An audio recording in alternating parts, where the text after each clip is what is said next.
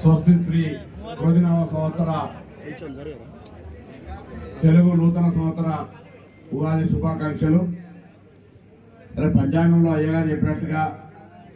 సంవత్సరంలో పంచాంగంలో అట్లా ఉన్నా వ్యక్తిగతంగా అందరం కూడా వీలైనంత శ్రమపడి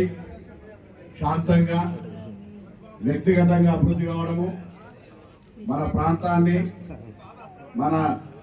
నియోజకవర్గాన్ని రాష్ట్రాన్ని అభివృద్ధి చేసుకునే దిశ లోపల అందరం గట్టిగా శ్రమపడి